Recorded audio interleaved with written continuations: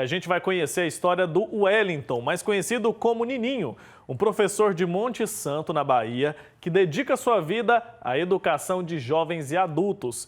Nininho é um exemplo de amor e dedicação, especialmente na relação que construiu com os alunos idosos. Com o retorno das aulas se aproximando, ele nos inspira a refletir sobre a importância de transformar vidas por meio da educação. E ele está conectado aqui com a gente, vamos bater um papo agora. Bom dia, seja muito bem-vindo, professor. Bom dia, Wilke. A honra é toda minha. Não, eu queria que você começasse explicando um pouco da sua história, como que começou seu amor pela educação, especialmente pelos alunos da terceira idade. Então, Wilke, para mim poder falar da EJA, né, eu preciso voltar a 8 anos. Há 8 anos eu trabalho com um grupo cultural aqui na minha cidade, um grupo que resiste há mais de 40 anos, né? E aí esse grupo cultural é composto por pessoas idosas, né? São pessoas idosas e há 8 anos eu estou à frente desse grupo. E aí foi quando surgiu a oportunidade pela Secretaria de Educação, né, da minha pessoa estar trabalhando na EJA, que é Educação para Jovens e Adultos, né? Então, antes mesmo da EJA, eu já trabalhava com os idosos há 8 anos.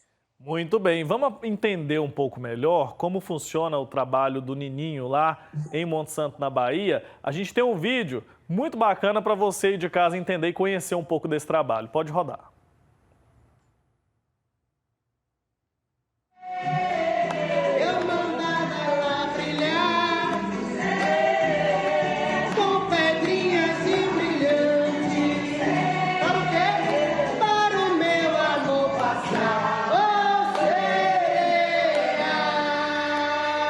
Compositor de destinos, tambor de todos os ritmos. Tempo, tempo, tempo, tempo. Entro no acordo contigo. Tempo, tempo, tempo, tempo.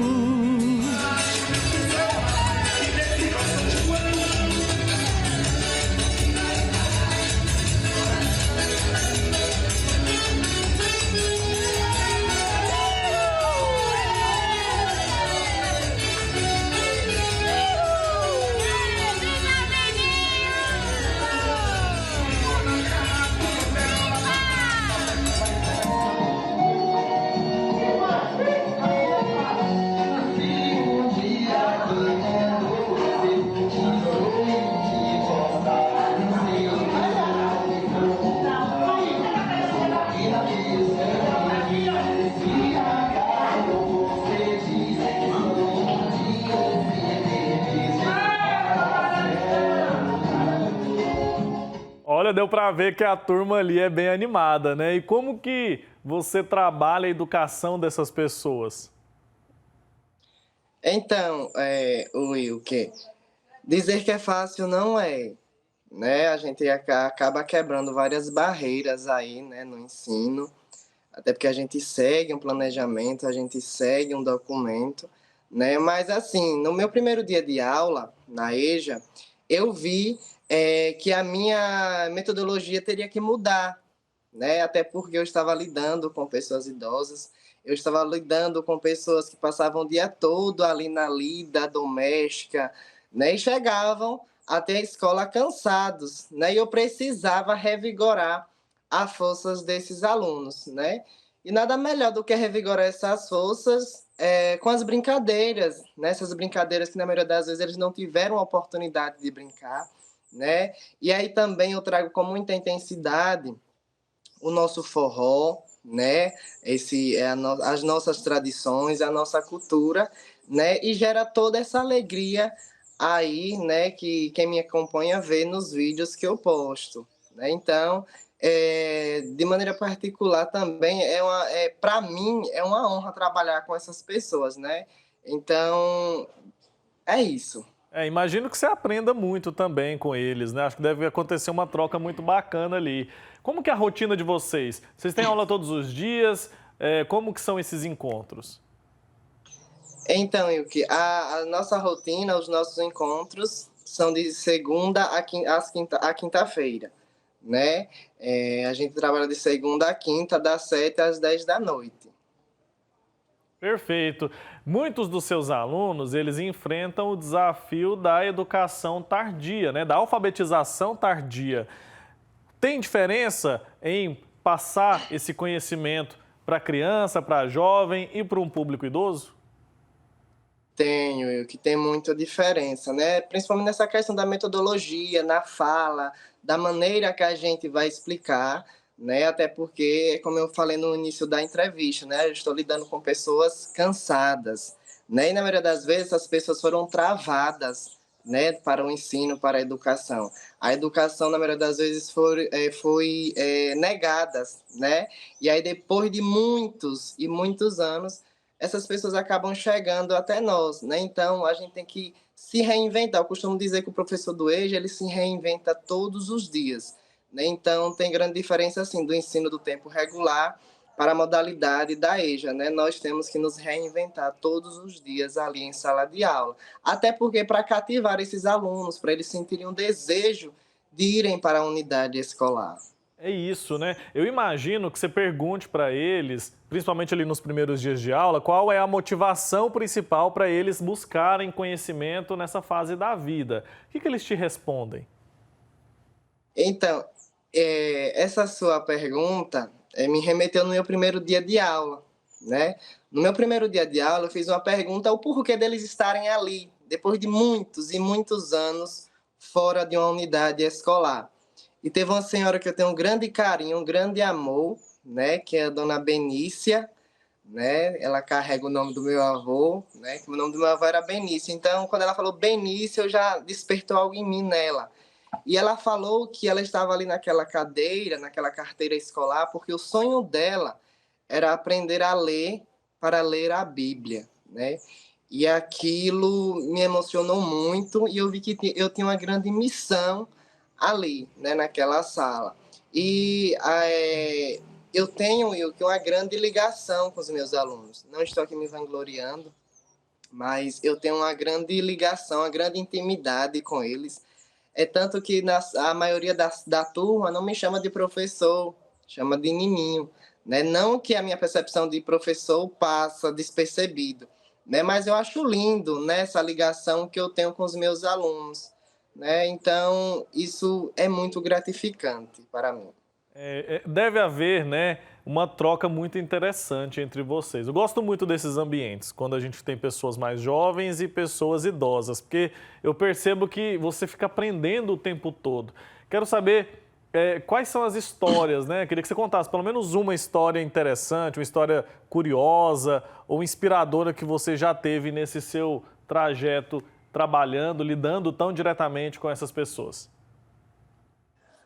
Assim, Wilke, as histórias, elas são muito parecidas, né? A gente sempre ali nos últimos horários, a gente tira um momento para esses momentos de brincadeira, né? Aí eles têm aula normal, primeiro, terceiro horário, né? E aí nos últimos a gente sempre tira para conversar e escutar eles, que é muito importante a gente escutar, né? A gente pergunta como foi o dia deles. E aí eu sempre pergunto, né, o que foi que aconteceu, que eles não estudaram, que não conseguiram concluir os seus estudos. E um fala pela boca de todos, né, porque precisou cuidar dos irmãos, precisou acompanhar o pai na roça, né, na lida agropecuária aqui, né, em Monte Santo. E aí isso me motiva muito, né, porque eu, enquanto jovem, eu tive a oportunidade de estudar sem nenhum travamento. Né? E todas as vezes que eu paro para escutar isso, eu me emociono muito. Eu vou a pé para a unidade escolar e eu faço questão de vir de pé, porque nós temos o transporte público. Eu faço questão de vir de pé justamente para vir refletindo sobre a fala deles, né? Que é muito forte. E eu queria que essa juventude de hoje, essa mocidade, tivesse a oportunidade, né, de escutar essas histórias. E eu costumo dizer que são histórias vivas, né, em nosso meio, em nosso território, para que a gente possa valorizar cada vez mais a educação, né, pois só a educação transforma o mundo, né, como diz Paulo Freire, a educação ela não transforma o mundo, a educação ela transforma pessoas e pessoas transformam o mundo. E acreditar nesse poder de transformação é o que a gente precisa fazer. Por isso que a gente está aqui contando a sua história e, através de você, contando a história dessas pessoas também com quem você trabalha. E antes de finalizar, eu queria que você deixasse um recado, tanto para os jovens que hoje têm seus avós, têm os seus pais, e também a mensagem que você pode deixar para os idosos que estão nos acompanhando nesse momento, que podem ter o interesse de aprender a ler, seja para ler a Bíblia, seja para outro objetivo, mas que se sente velho demais ou sente que não é capaz, que não vai dar conta. Então, eu vou especialmente para os meus idosos, né? Para as pessoas idosas. Não desistam. Nunca é tempo de desistir, nunca é tarde, né? Ainda dá tempo, né? Voltem para as unidades escolares. No município de vocês devem ter a modalidade da EJA.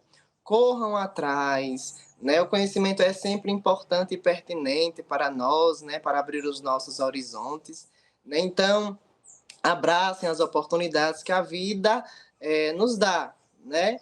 E para os jovens, eu dou um conselho, que a gente possa valorizar cada vez mais a pessoa idosa em nosso meio, na nossa sociedade. E como eu disse, porque são histórias vivas, essas pessoas sofreram demais para que hoje eu pudesse estar aqui, né? E eu sempre falo para os meus amigos que curtam, né? Hoje eu não tenho os meus avós, né? Eu só tenho meu avô, mas está acamado, né? E eu falo para as pessoas curtirem essas pessoas, fazerem perguntas, explorarem, pois elas têm muito a nos passar, têm muitos a nos ensinar, né? E é isso, né? Então, eu quero deixar aqui o meu forte abraço também para os meus alunos, né? Eu trabalho em 2 unidades escolares, eu trabalho na Escola Ayrton Oliveira de Freitas, e também trabalho no Colégio Antônio Raimundo de Matos, né? Quero deixar aqui o meu forte abraço também. E de maneira particular também quero mandar um forte abraço e um beijo para os meus idosos da terceira idade, do Grupo da Saudade, que está me acompanhando neste momento. Então, desde já, gratidão. E esse ano de 2025 é nosso, em nome de Jesus. Amém, viu? Obrigado por conversar com a gente, compartilhar da sua história. Parabéns pelo seu trabalho e até uma próxima oportunidade. Obrigado, Will. Que Deus nos abençoe. Amém, amém. Tchau, tchau.